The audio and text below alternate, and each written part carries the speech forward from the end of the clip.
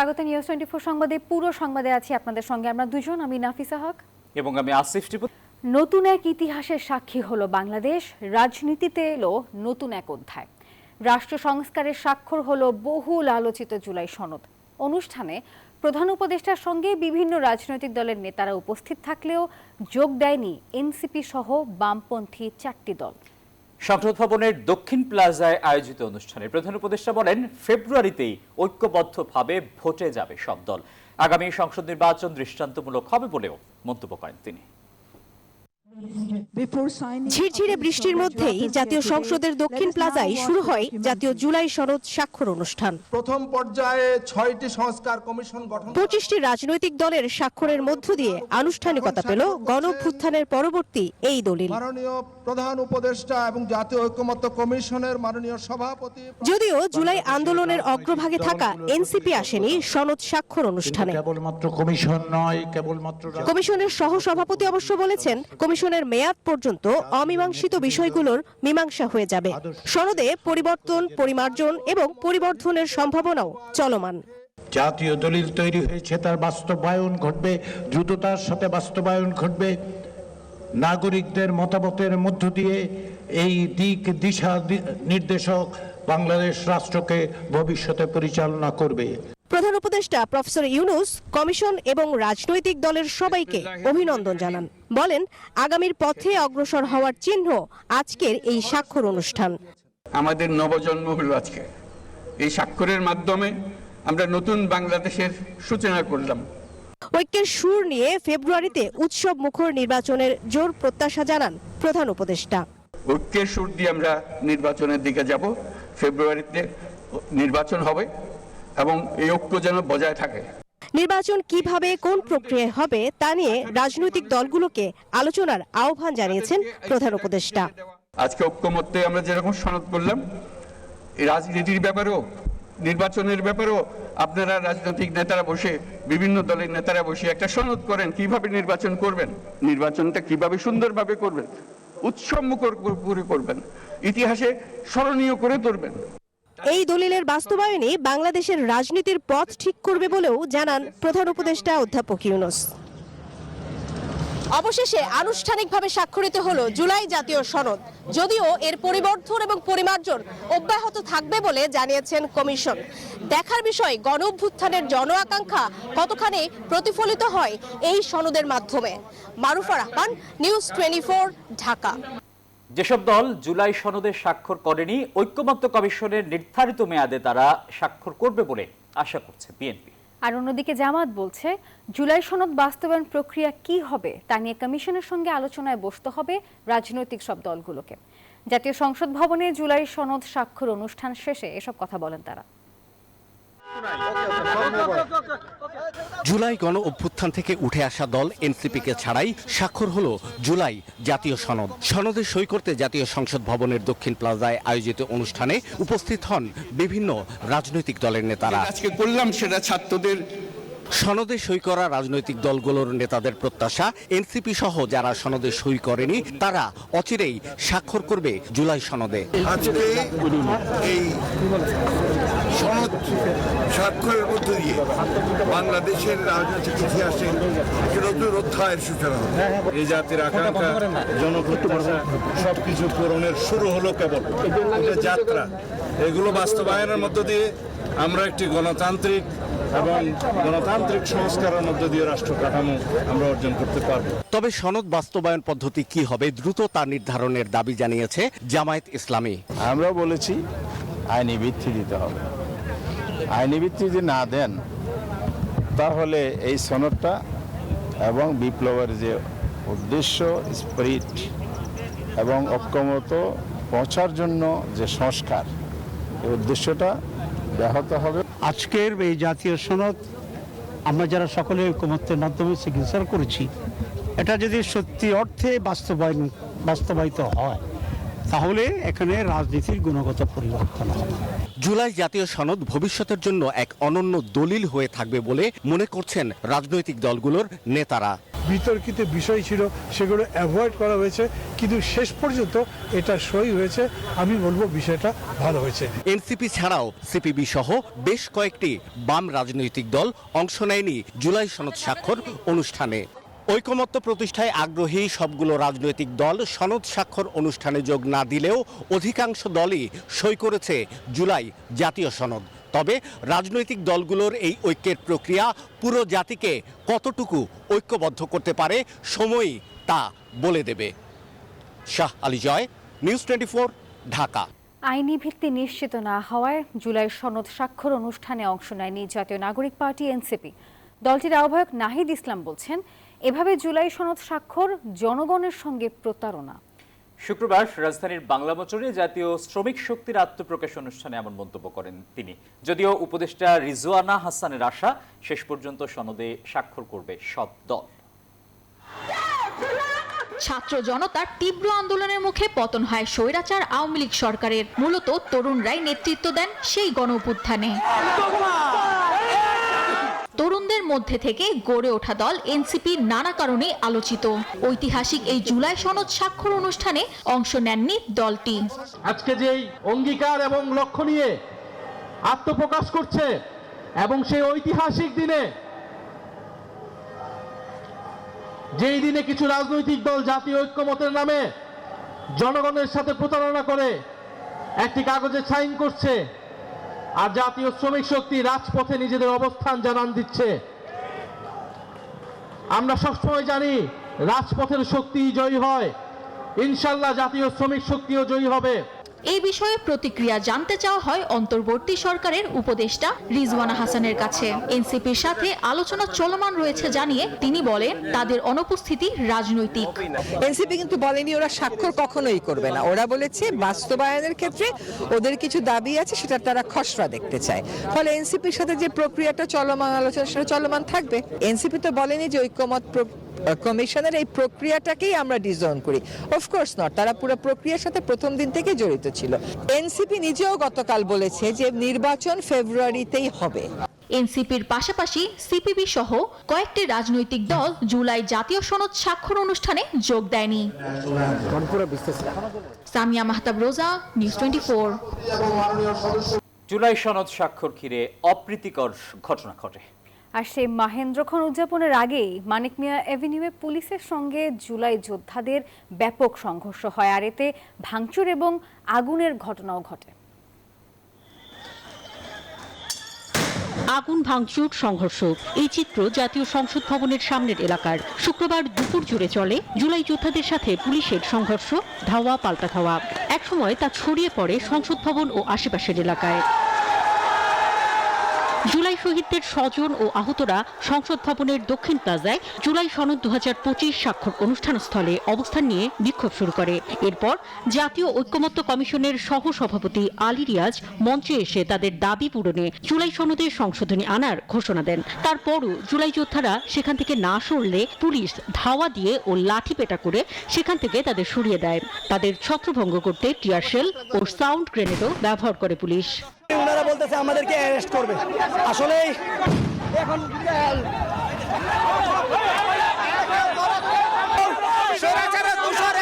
পুলিশের মধ্যে রয়ে গেছে, আবার মামলা হবে, আবার আমাদেরকে ধরবে আরেক সরকার আছে। আমরা কি নাটকের পুতুল? এ সময় জুলাই যোদ্ধারা সংসদ ভবনের বাইরে কয়েকটি যানবাহন ভাঙচুর করে। সড়কের টায়ার ও কাঠ এবং অনুষ্ঠানের জন্য বাইরে বানানো ছোট ছোট তাঁবু একসঙ্গে করে তারা আগুন ধরিয়ে দেন। বাম সাইড থেকে হঠাৎ করে পুলিশ ইচ্ছা মতো লাঠিচার্জ করে, যারা বসে ছিল যে আমরা বেরোবো না তাদেরকে ইচ্ছা মতো নিচে ফালাইয়া পারাইছে। আমাদের সুচিকিৎসা আর একটু সম্মান, এতটুকু আমাদের চাওয়া। পুলিশের লাঠি পেটায় আহত কয়েকজনকে এ সময় হাসপাতালে নিয়ে যেতে দেখা যায়। আইন শৃঙ্খলা বাহিনীর ধাওয়ায় বিক্ষোভকারীরা খামারবাড়ি মোড় ও আসাদ গেটের দিকে অবস্থান নেন। এসব ঘটনার প্রেক্ষিতে জুলাই সনদের অঙ্গীকারনামার ৫ম দফা সংশোধন করা হয়। প্রধান উপদেষ্টা ডক্টর মোহাম্মদ ইউনূসের নেতৃত্বে রাজনৈতিক দলগুলোকে নিয়ে শুক্রবার বিকেলে জুলাই সনদ স্বাক্ষর অনুষ্ঠানের কয়েক ঘণ্টা আগে এসব ঘটনা ঘটল। অন্তরা বিশ্বাস, নিউজ 24, ঢাকা। জুলাই সনদ স্বাক্ষর অনুষ্ঠান ঘিরে অন্তর্বর্তী সরকার আবারও দায়সারা মনোভাব দেখিয়েছে বলে মন্তব্য করেছেন জাতীয় নাগরিক পার্টি এনসিপির উত্তরাঞ্চলের মুখ্য সংগঠক সার্জিস আলম। একই সাথে সংসদ ভবন এলাকায় জুলাই যোদ্ধা ও শহীদ পরিবারের অবমাননা ও লাঠিচার্জ নিয়ে ক্ষোভ প্রকাশ করেন তিনি। পঞ্চগড়ে এসব কথা বলেন তিনি। স্পষ্ট করে 4টা দাবির কথা বলেছেন, যেগুলো ক্লিয়ার হওয়া পুরো বাংলাদেশের জন্য প্রয়োজন। এটা শুধুমাত্র এখানে অন্তর্বর্তীকালীন সরকারের একটা আবার ওই যে দায়সারা ভাব দেখা গিয়েছে।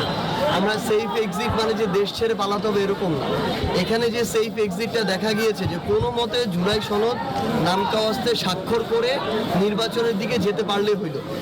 জুলাই সনদ স্বাক্ষর অনুষ্ঠানে জুলাই যোদ্ধাদের যাওয়া এবং তাদের ওপর লাঠিচার্জের ঘটনায় সরকারের ভূমিকাকে সন্দেহের চোখে দেখছে এনসিপি। কথা জানিয়েছেন জাতীয় নাগরিক পার্টির সিনিয়র যুগ্ম আহ্বায়ক আরিফুল ইসলাম আদিব। তিনি বলেছেন, দাবি মানা হলেই সনদে স্বাক্ষর করবে এনসিপি। ঐকমত্য কমিশনের পরবর্তী যে প্রক্রিয়াগুলো আছে সেই প্রক্রিয়াগুলো এনসিপি অংশগ্রহণ করবে এবং একই সাথে যে দাবি আছে সে দাবি আদায়ের যখন সুস্পষ্ট দৃশ্যমান হবে, দাবি আদায়ের দৃশ্যমান, তখনই এনসিপিটা স্বাক্ষর করবে। সরকার যদি আগেই কঠোরতা থাকতো যেখানে রাষ্ট্রীয় একটি প্রোগ্রাম হবে, তাহলে তো তাদের তো সেখানে যাওয়ারই তো তারা ফার্ম গেট কিংবা পূর্বে তো তাদেরকে ঠেকে দেয়, সেটা কিন্তু করেনি। আপনি তাদেরকে একেবারে 3টা পর্যন্ত আপনি নিয়ে গেলেন, আগে প্রোগ্রাম স্থল পর্যন্ত, আবার আপনি খুব নৃশংসভাবে তাদেরকে বের করে দিলেন। ফলে এই পুরো প্রক্রিয়াটাই সরকারের যে আচরণ সেটাই একটা সন্দেহজনক আচরণ। সনদ স্বাক্ষরের দিনেও জুলাই যোদ্ধারা রাজপথে নামতে বাধ্য হয়েছেন, আর একে অন্তর্বর্তী সরকারের ব্যর্থতা হিসেবে দেখছেন জামাত আমির। আর এটি লজ্জার বলেও মন্তব্য করেছেন ডক্টর শফিকুর রহমান। সহযোদ্ধা তারা আহত হয়েছেন, পঙ্গু হয়েছেন। আজকে তাদের দাবির জন্য যেদিন জুলাই সনদে স্বাক্ষর হবে সেই দিনটি পর্যন্ত তাদেরকে রাস্তায় নামতে হচ্ছে। আমি মনে করি এই জাতির জন্য একটি লজ্জাস্কর। আমাদের ইন্টারিম সরকার তা দেখাতে ব্যর্থ হয়েছে বলেই আজকে তারা সংসদের দক্ষিণ প্লাজায় অবস্থান নিয়েছিল। এবারে রাকসু নির্বাচনের খবর।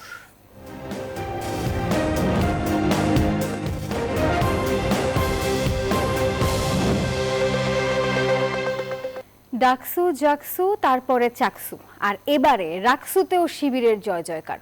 23 পদের মধ্যে ভিপি ও এজিএস সহ 20টিতেই জয় পেয়েছে ছাত্র শিবির সমর্থিত সম্মিলিত শিক্ষার্থী প্যানেলের প্রার্থীরা।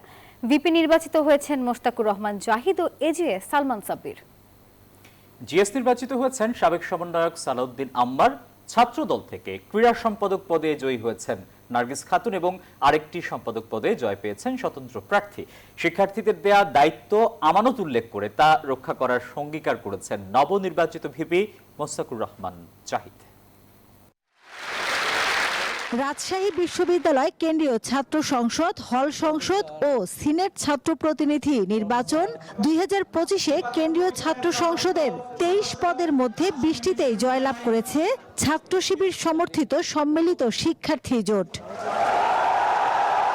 শুক্রবার সকাল 8:30টার দিকে কাজী নজরুল ইসলাম মিলনায়তনে আনুষ্ঠানিকভাবে এই ফলাফল ঘোষণা করেন প্রধান নির্বাচন কমিশনার এফ নজরুল ইসলাম।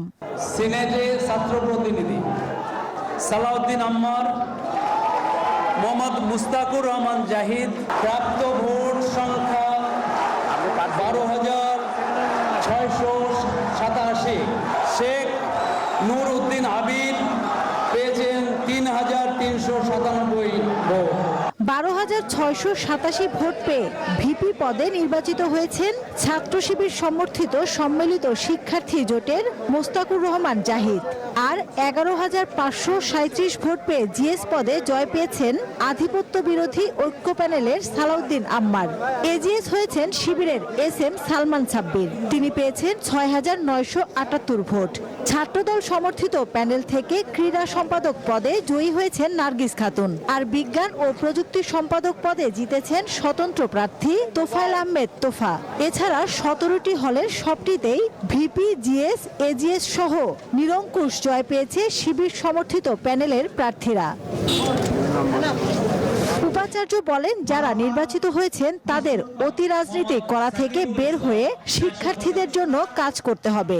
এখন পর্যন্ত তো আমাদের মনে হয় যে যথেষ্ট ভালো, সুষ্ঠু এবং স্বচ্ছতার ভিতর দিয়ে এটা হয়েছে আর কি।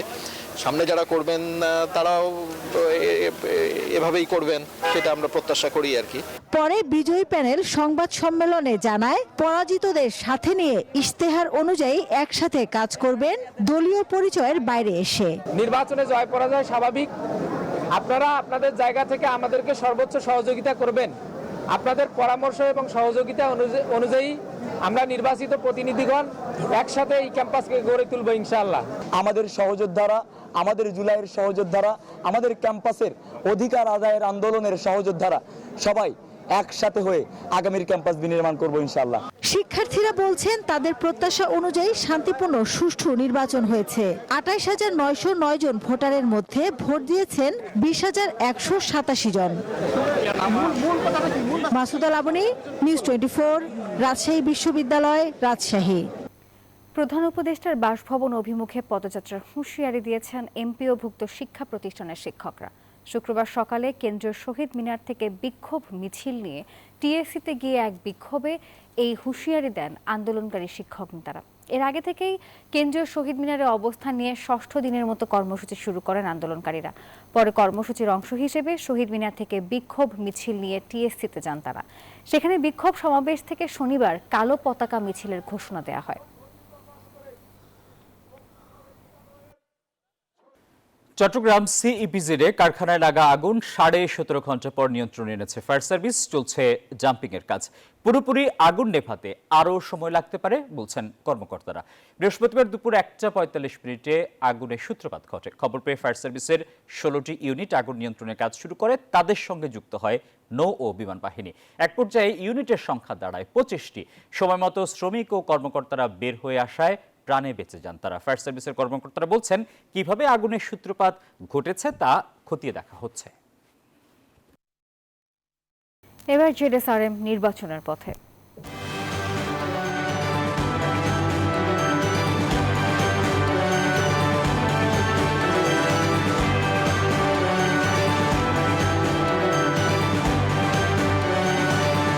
নির্বাচনে বাধা সৃষ্টি করা কুচক্রী মহল বিএনপির কাছে হারবে, এমন মন্তব্য করেছেন বিএনপির কেন্দ্রীয় কমিটির সদস্য ও বাজিতপুর উপজেলা বিএনপির সভাপতি শেখ মুজিবুর রহমান ইকবাল।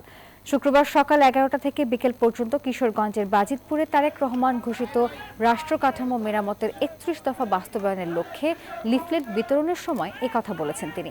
আরও বলেছেন, বিএনপি নির্বাচনের জন্য প্রস্তুত রয়েছে। নির্বাচনে বাধা সৃষ্টি করা স্বাধীনতা বিরোধী কুচক্রী মহলকে বিএনপি বঙ্গোপসাগরে ফেলে দিবে বলেও মন্তব্য করেছেন তিনি।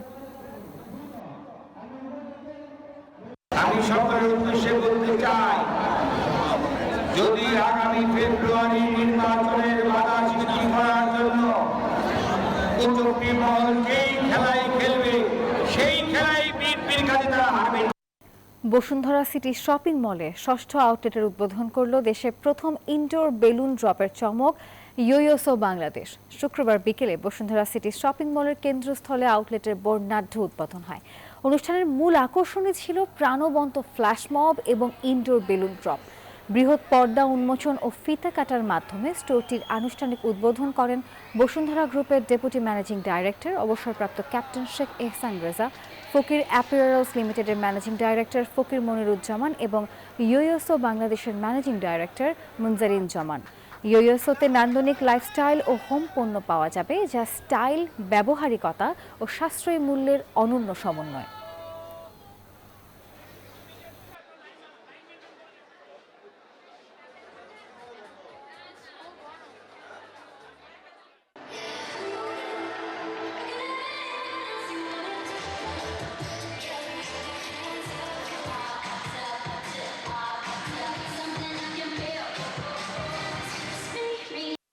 ইয়োয়োসোর আগে তো প্রোডাক্ট দেখছি, অবশ্যই পছন্দ বলে এই শোরুমটার জন্য এখানে এসে দাঁড়াইছি আমরা। ভালো লাগছে। এর আগে মিনি গুড ছিল, তো they are kind of similar brand. Yoyoso এখন আসছে, ইটস গুড। আমার দৃঢ় বিশ্বাস ইয়োয়োসোর এই সংযোজন বসুন্ধরা সিটি শপিং মলের পরিবেশকে আরো প্রাণবন্ত করবে এবং they will offer an exclusive experience to our visitors. Yoyoso এটা আমাদের 6 নম্বর ব্রাঞ্চ ওপেন হলো আজকে, এবং সামনে তার একটা ব্রাঞ্চ হবে। তো বসুন্ধরা সিটিতে আসার জন্য আমাদের অনেক দিনে আকাঙ্ক্ষা ছিল, কিন্তু কোনো স্পেস পাচ্ছিলাম না, সেই জন্য একটু দেরি হইল। দর্শক, আর এই ছিল নিউজ 24 সংবাদের এখনকার আয়োজনে। এতক্ষণ আমাদের সঙ্গে থাকায় সবাইকে ধন্যবাদ।